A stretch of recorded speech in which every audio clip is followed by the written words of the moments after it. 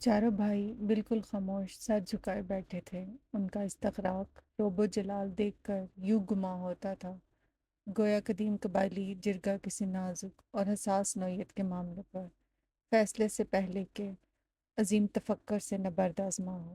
دل اور عقل کی کشمکش اپنے نقطہ عروج کو چھو رہی ہو، یا یہ کہ شیکسپیئر کا کھیل کلائمیکس پر پہنچ کر کمزور دل حاضرین کی زندگیوں سے کھیل رہا ہو۔ ایک غیر متوقع انجام کے انتظار میں سانسیں بار بار راستہ بھول رہی ہوں۔ چاروں بھائیوں کے سامنے پانچواں 10 سالہ تفسیر یوں ٹکر ٹکر دیکھ رہا تھا، جیسے نوشیروان کے دربار میں انصاف کی قوی اور مستحکم امید نے چاروں اور اندیکھے گلاب مہکا دیے ہوں۔ بے گناہ کسی خلجان و فشار سے آشنا ہی نہ ہو۔ چاروں بھائی غور و فکر کے عمل سے گزرتے ہوئے ایک نگاہ غلط اپنے اس ننھے بھائی پر ڈالنا نہیں بھولتے تھے، جو در حقیقت ان کے زوراور، بااختیار، غنی اور صاحب دل باپ کا عظیم و شان تحفہ تھا۔ وہ مرحوم باپ جو ترکے میں بے بہا دولت کے ساتھ ساتھ ایک عدد بھائی بھی عنایت کر گیا تھا، چند روز قبل جو اپنے قدموں پر مستحکم چلتا تھا، جس کے تنے ہوئے گھنے کمان ابرو اس کے صاحب ثروت ہونے کا اعلان کرتے تھے، جو لفظ میں پر زور لگاتے ہوئے اپنی ساری توانائیاں صرف کر دینے کے در پہ ہو جایا کرتا تھا۔ اچانک اس میں پر قادر مطلق کا میں غالب آ گیا۔ خان امیر خان نے رات کا کھانا کھاتے ہوئے اچانک دل پر ہاتھ رکھ لیا۔ شیطان اپنے سارے وساوس سمیت پرے ہو گیا۔ نکارہ اجل سنتے ہی اس نے دکان بڑھا لی۔ اب بھلا اس کا کیا کام تھا؟ کام تمام ہوا تو اس کا کام بھی ختم ہوا۔ 27 زالے کے فرشتوں کو بھی خبر نہ ہوئی کہ اس کی کوکھ سے ہیرا چرا کر منہ موڑ جانے والا 70 سالہ امیر خان دنیا سے ہی منہ موڑ کر جا چکا ہے۔ 27 سالہ جوانی تو بھی اپنے لٹ جانے کا ماتم کر رہی تھی۔ جرم تھا تو بس اتنا کہ بیوی کو نامحرموں سے چھپاتے ہیں، خاندان سے تو نہیں چھپاتے، اور تمہارے جیسے جری اور خود مختار تو داشتہ بھی اعلانیہ رکھتے ہیں۔ کسی نازک لمحے میں زبان پھسل گئی تھی، طبع شہانہ وہ اتنی ناگوار گزری کہ لمحوں میں فیصلہ ہو گیا۔ وارث باپ کے گھر سے لائی تھی، داشتہ سے بچے پیدا نہیں کرتے، بچے بیوی پیدا کرتی ہے۔ 4 شادی شدہ بیٹوں کے سامنے ایک دم لے جا کر کھڑا کر دوں تے 4 دیواری، دولت، اولاد، سب کچھ تو ہے۔ خاندان تو تیرا بیٹا بھی بنا سکتا ہے۔ برتھ سرٹیفکیٹ پر باپ کا نام لکھا ہے، پورا خاندان چھاپ دیا ہے، حرامی نہیں کہلوایا۔ جائز حق کو بے صبری کی گالی دے کر اپنا بیٹا لے کر چلتا بنا وہ کھڑی منہ دیکھتی رہ گئی، یوں جیسے گہری نیند میں سیلاب نے آ لیا ہو، وہ جاگ کر بہتے پانی میں اپنی متاع ڈوبتی دیکھ رہی ہو۔ امیر خان نے چاروں شادی شدہ بیٹوں سالار خان، زوار خان، دلدار خان اور شاندار خان کے روبرو اپنے پانچویں بیٹے کو یہ کہہ کر پیش کیا، یہ تمہارا بھائی ہے۔ جسے میرے پانچویں بیٹے پر اعتراض ہو، اسے میری وراثت پر بھی اعتراض ہونا چاہیے۔ جسے بھائی بوجھ لگے وہ وراثت بھی بوجھ کی طرح اتار پھینکے۔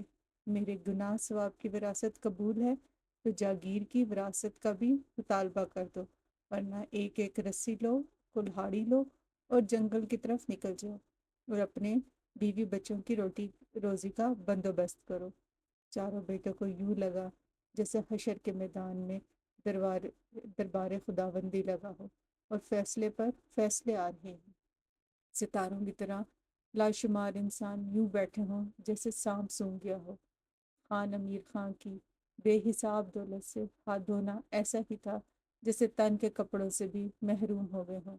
چاروں نے اسے اپنی ماں پر ظلم و بدعت سے تعبیر کیا، مگر باپ کے سامنے زبان نہ کھولی۔ بوڑھی خدمت گزار شوہر کی زندگی میں مر جانے کی خواہش رکھنے والی ماں جانے کس گھڑی خالی ہاتھ ہو گئی۔ شاید اس کے فرشتوں کو کچھ خبر ہوگی۔ بھائیوں نے کڑے تیور سے ظلم کی اس نشانی کو پرکھا، تولا، خاموشی اور مصلحت کی چادر اوڑھ کر توان اور کرہر باپ کی تجہیز و تکفین کی۔ ان کی انا نے گوارا نہ کیا کہ خاندان کے سامنے اپنے زبردستی کے شراکت دار کو متعارف کریں۔ کچھ سجھائی نہ دیا تو سر جوڑ کر بیٹھ کے کہ اس تحفے کا کیا کرے۔ بیوگی کے صدمے سے نڈھال ماں کو اس وقت یہ کیسے خبر سنائے کہ تیری عمر بھر کی وفاداریوں کا صلہ مل چکا ہے۔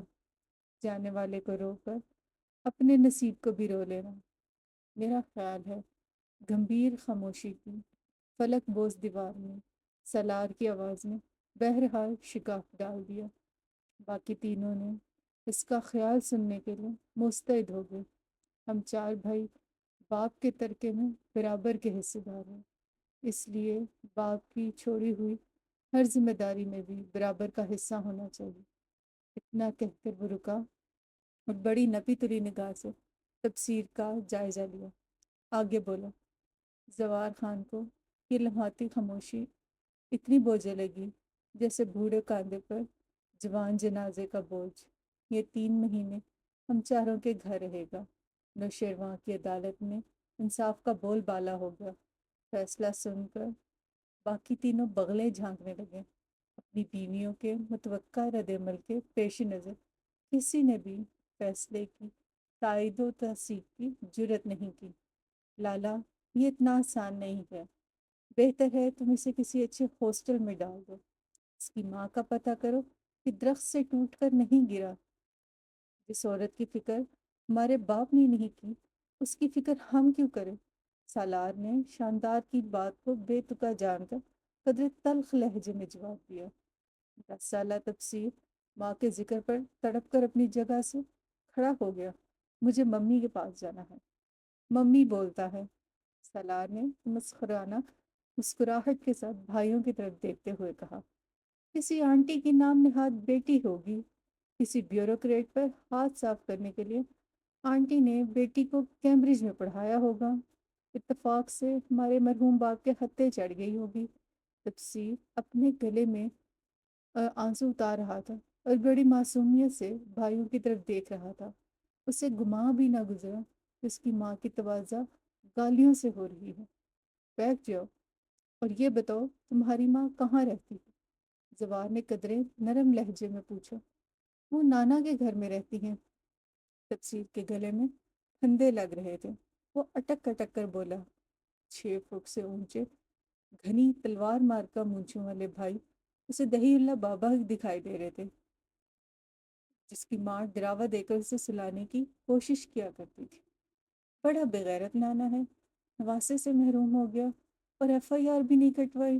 شاندار نے اپنے مونچھوں کی نوکیں سنوارتے ہوئے عرضہ سرائی کی کہ باپ نے اپنا بیٹا نکموں کے چنگل سے چھڑایا ہوگا۔ کسی کے باپ میں اتنی ہمت تھی کہ امیر خان پر پرچہ کٹواتا؟ سالار نے جواب دی۔ برادران یوسف میں بھی بڑا ہوش و عقل کی باتیں کرنے کی جرات کر لیتا تھا۔ یہاں بھی معاملہ یہی تھا۔ ہمارا بھائی ہے اور اس کی شہادت ہمارے محروم باپ کی ہے۔ اس کے ہوتے ہوئے کسی شبہ کی گنجائش نہیں رہتی۔ سالار خان نے اعتماد اور مستحکم لہجے میں بات کی۔ مجھے ممی کے پاس جانا ہے۔ تفسیر پھر کھڑا ہو کر بے قرار لہجے میں گویا ہوا۔ ممی کسی قابل ہوتی تو بابا تمہیں یہاں کیوں کر لے آتے؟ تم نے بابا سے کیوں نہیں بولا کہ مجھے اپنی ممی کے پاس رہنا ہے؟ دلدار خان اب اپنی خاموشی سے خود ہی بیزار ہو کر جیسے پھٹ پڑا تھا۔ بابا نے ممی کو بہت مارا، مجھے ڈر لگ رہا تھا۔ تفسیر کی آنکھوں سے اب بڑے تسلسل سے آنسو بہہ نکلے۔ خاوند سے پٹنے والی عورت سالی نمبر 2۔ شاندار نے حقارت سے تفسیر کو دیکھا اور سر سے پاؤں تک ناپا تولا۔ اسے معصوم چہرے پر بہتے آنسوؤں کو دیکھ کر بھی چندہ ترس نہ آیا۔ گالی مت دو، باپ نے اس عورت سے نکاح کیا تھا تو اس کو بیٹا مانا ہے اور یہ کہہ کر دنیا سے گیا ہے کہ اس کا اپنا بیٹا ہے، ہمارا خون ہے اور ہم خون کی بچانے کی خاطر خون بہاتے بھی ہیں۔ ایک بستہ ساتھ لایا ہے، اس میں اس کا برتھ سرٹیفکیٹ بھی موجود ہے اور ایک بند لفافہ بھی، جس پر لکھا ہے اسے میرے مرنے کے بعد کھولا جائے۔ سالار نے انکشاف کیا تھا کہ چاغی میں ایٹمی دھماکہ۔ تینوں کی توجہ تبصیر سے یکسر ہٹ گئی۔ اپنی بے رحم اور دولت کی مستی میں چور آنکھیں سالار کے چہرے پر گاڑ دی۔ ہم سے بھی راز پرہیز ہوتا ہے لالا، شاندار نے دل شکستگی کے ساتھ گلہ کیا۔ ابھی تو گھر مہمانوں سے خالی ہوا ہے، ابھی مل کر بیٹھے ہیں تو ہر بات ہوگی۔ بابا کی سانس اکھڑ رہی تھی، میں ان کے ہاتھ سہلا رہا تھا۔ بس آخری بات یہی کی کہ میرے بریف کیس میں کچھ کاغذات ہیں، ان کو دیکھ لینا۔ ارے کہیں جاگیر اس آسمانی بلا کے نام تو نہیں لکھ گئے؟ شاندار خان بلبلا اٹھا۔ شیطان کو اپنا مہلک ہتھیار استعمال کرنے کا شاندار موقع نصیب ہوا تھا۔ شک یقین کی قوت حاصل کر لے تو ایٹمی قوت بن جاتا ہے۔ سالار کو چھوڑ کر باقی دو کے چہروں پر بھی ہوائیں اڑنے لگیں۔ کہاں ہے وہ بریف کیس؟ جلدی سے لفافہ کھولو۔ لفافہ کھلنے تک تو جیسے اب کھانا پینا سونا حرام ہے۔ دلدار ابھی تک بہترین سامع ثابت ہوا تھا، مگر اب اس پر ایسی اجلت سوار ہو گئی تھی گویا وہ 4 قدم کے فاصلے پر اپنی ٹرین کو روانہ ہوتے دیکھ کر بھاگ کھڑا ہوا ہو۔ تبصیر نے اپنے آنسوں کا ماں حاصل اتنی شکاوت اور بے رحمی کی صورت میں پایا تو آنسو خود بخود تھم گئے۔ بریف کیس، لفافہ، بابا، جلدی، یہ 4 لفظ گول گول چکر کھانے لگے۔ معصومیت برتا حیرت میں غوطے لگانے لگی۔ دنیا پرستوں کی صورت ٹکر ٹکر تکنے لگا۔ آرام سے باپ سے اتنی بدگمانی اچھی نہیں ہوتی۔ اس غریب کا حصہ ڈالا ہوگا، ہمارا حصہ تو اسے دے نہیں سکتے تھے۔ اگر کچھ ایسا ہوتا تو اسے ہمارے بیچ چھوڑ کر نہ جاتے۔ سالار خان نے چھوٹے بھائی کی کم عقلی کا ماتم کر ڈالا۔ وہ خود بے حد پرسکون تھا، مگر پھر بھی پتہ تو چلنا چاہیے آخر اس لفافے میں کیا ہے۔ دلدار نے اپنی عجلت کے پردے میں چھپانے کی کوشش کی۔ اسے سالار کا سکون شدید گراں گزر رہا تھا۔ 1 منٹ میں لے کر آتا ہوں، ورنہ تم لوگ مجھے کوئی دوسری بات نہیں کرنے دو گے۔ سالار خان اٹھ کھڑا ہوا۔ میں بھی آپ کے ساتھ چلوں گا۔ تبصیر کی کمزور آواز میں مختلف اندیشوں کی بجلیاں گونج رہی تھیں۔ اسے چاروں بھائیوں میں وہی اپنا خیر خواہ محسوس ہو رہا تھا۔ پہلی ملاقات سے لے کر اب تک وہی اسے اپنا لگا تھا۔ میں کہیں نہیں جا رہا، تم آرام سے بیٹھو، میں 2 منٹ میں آیا۔ سالار خان نے منو سلوا کی طرح اترنے والے 5ویں بھائی پر دستے شفقت رکھتے ہوئے تسلی دی۔ وہ جانشین تھا، ذمہ دار تھا، خاندان اور خون کی اہمیت کو سمجھتا تھا۔ اس کی بیوی 2 بیٹیاں پیدا کرنے کے بعد مزید اولاد پیدا کرنے کے لیے نااہل ہو چکی تھی۔ لیجر آپریشن سے پہلے وہ اس کی فرمائشوں پر مختلف مزاروں، پیروں، فقیروں اور استانوں پر لے کر گیا۔ وہاں اولاد کے لیے خاک چھاڑنے والے پر تڑپنے والے نیم پاگل لوگ دیکھے۔ وہ اپنی پیدائشی عشرتیں بھول کر خاصا خوف زدہ ہو گیا، اور آنے والے دنوں میں کہیں وہ بھی اس حال کو نہ پہنچے، اس لیے راستہ بدل لیا۔ اے لڑکے، آرام سے بیٹھو، یہ بار بار ایک راگنی سنانے کی ضرورت نہیں۔ زوار خان کی گہری خاموشی کی وجہ شدید قسم کا ذہنی دباؤ تھا، جس سے اس کی قوت گویائی کو حالت ضعف میں پہنچا دیا۔ اس لیے اس نے لڑکے کو ڈانٹ کر اپنا اسٹریس شفٹ کیا۔ سالار خان لفافہ لینے اپنے بیڈ روم کی طرف چل پڑا۔ بھائی کی غراہٹ محسوس کر کے تبصیر دبک کر بیٹھ گیا۔ اس کو یہاں مونا لیزا کی پینٹنگ کی طرح کیوں سجایا ہوا ہے؟ بیجی کے پاس چھوڑ دو۔ دلدار خان کو تبصیر کی بار بار مداخلت کوئی ماندانہ کارروائی محسوس ہو رہی تھی۔ بیجی صدمے سے چور ہے اور یہ بلاسٹ ہے، کچھ ہوش کرو۔ دلدار خان، شاندار نے ماں سے الفت کا بے ساختہ اظہار کیا۔ یہ سب انہی کی وجہ سے ہوا ہے۔ مرد دنوں ہفتوں گھر سے دور رہے تو بیوی کو فکر ہونا چاہیے۔ انہوں نے تو ڈور کاٹ کر پھینک اڑا دی تھی، اور کٹی پتنگ جو مرضی لوٹ لیں۔ میں 4 گھنٹے لیٹ آؤں تو گلگنی میری جان کو آ جاتی ہے، واہ واہ دینا پڑتا ہے۔ ہمارے باپ نے 10 سال کا بیٹا پال پوس کر ماں کو گفٹ کر دیا، وہ آج بھی بے خبر ہے۔ دلدار خان پورے کا پورا لفافے میں گھسا ہوا تھا، بری طرح پھٹ پڑا۔ وہ سارا غصہ اپنی سیدھی سادی دیہاتی ماں پر انڈیل دیا۔ بس، ماں کو کچھ نہ بولنا، خبردار، تیرے منہ میں تیری بیوی کی زبان لگ گئی ہے۔ 7 سال بڑے زوار خان نے اچھی خاصی جھاڑ پلا دی۔ آج تو غلغنی سے چھپ کر دوسرا نکاح کر لے، اسے کیا خبر ہوگی؟ اور اگر ہو بھی جائے تو تیرا کیا بگاڑ کر لے گی؟ اس سے قبل بحث مختلف مراحل میں داخل ہوتی، تبصیر کا خوف سے کانپتا دل مزید دھڑکتا۔ سالار خان باپ کا بریف کیس لیے ہوئے ڈرائنگ روم میں داخل ہوا۔ تبصیر کی جان میں جان آئی، باقی تینوں کی روح فنا ہونے لگی، گویا خلائی شٹر ان کے سروں پر گرنے والی ہو۔ سالار خان نے ایک نظر تبصیر پر ڈال کر بریف کیس کے نمبر سیٹ کیے اور بریف کیس کھول دیا۔ بابا کا بریف کیس؟ شاندار خان کی بڑی بڑی آنکھوں میں بڑا خوف سا شک تھا۔ ہاں، سالار خان مختلف کاغذات کو الٹ پلٹ کر دیکھ رہا تھا۔ تمہیں اس کا لاک کھولنے کا نمبر بابا نے بتایا؟ شاندار خان کے دماغ میں بچھو اپنی آل اولاد اپنے اگلے پچھلوں کے ساتھ سرسرانے لگے، روح مسموم ہونے لگی۔ ہاں، جب انہوں نے لفافے کی بات کی تھی اس دن بتایا تھا۔ ان کی حالت ایسی ہی ہو رہی تھی کہ راز بوجھ بن رہے تھے۔